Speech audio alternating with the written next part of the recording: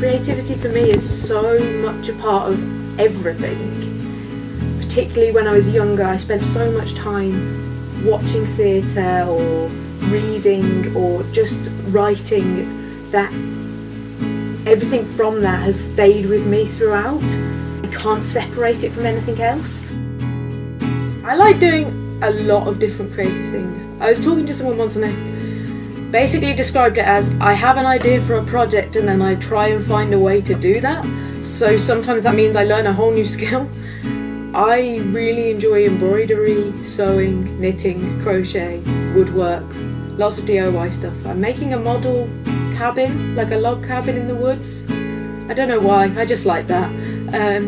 I enjoy acting, writing, occasionally poetry. Being on stage is terrifying sometimes. I think I actually love rehearsals more than the actual performance most of the time, because of that exploration and because everyone's playing with it and working each other out. But then sometimes, you know, an unexpected thing happens in a performance and that's brilliant too. Drama definitely for me has helped a lot with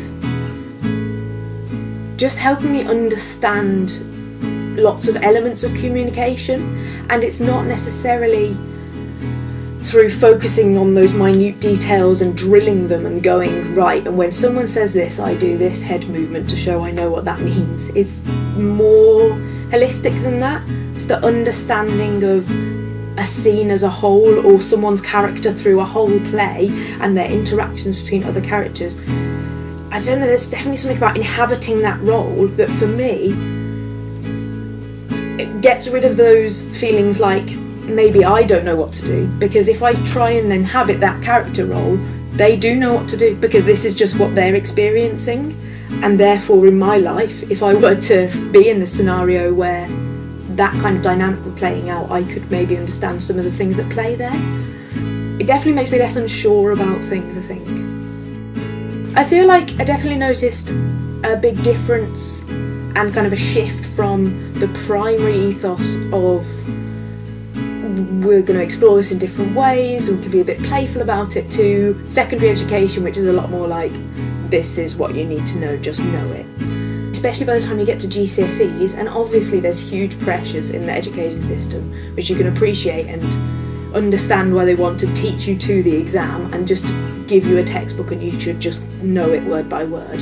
And I just found it considerably less engaging, but I know that for some people it just made it completely inaccessible. It's unnecessary. That's what I find frustrating about it, is that you don't turn 11 or 12 and stop being able to engage with things that way. There's a kind of false division between art and science. It comes a lot, you know, when we have those conversations where people say, well, you're either left or right brained, and left brain is one and right brain is the other, and you basically it's one or the other.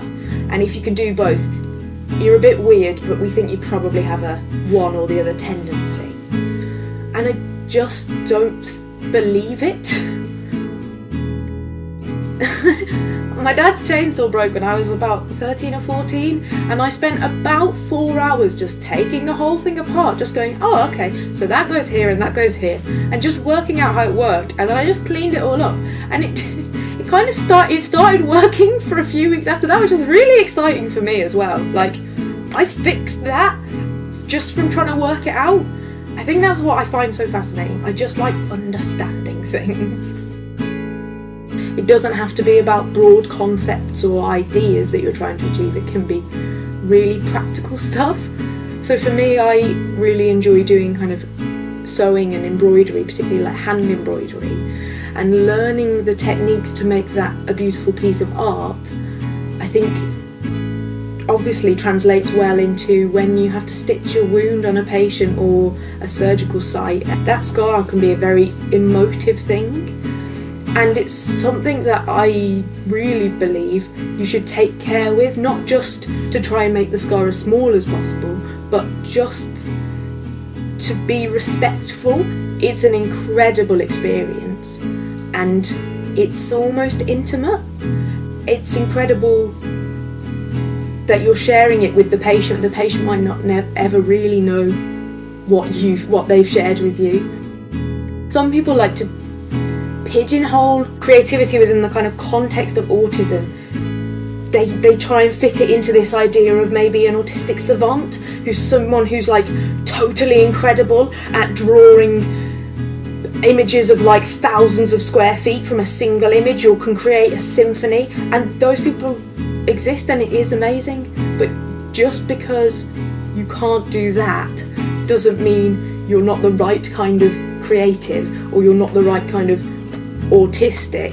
I didn't get diagnosed until I was like in my late teens, and at about that time I went, well, that can't be right, because there should be something I'm amazing at. There's this idea that there are so many deficits, which is what it's defined by, that people want to be able to go, but it gives me this superpower. But it doesn't have to. It's just part of you, and it's not everything about you. Even if your big creative outlet is cooking food for yourself that no one else ever eats, and it's just the food you like, that's brilliant.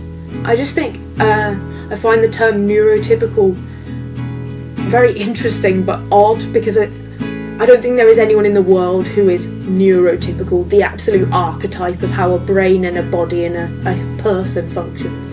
It's just a spectrum of normality.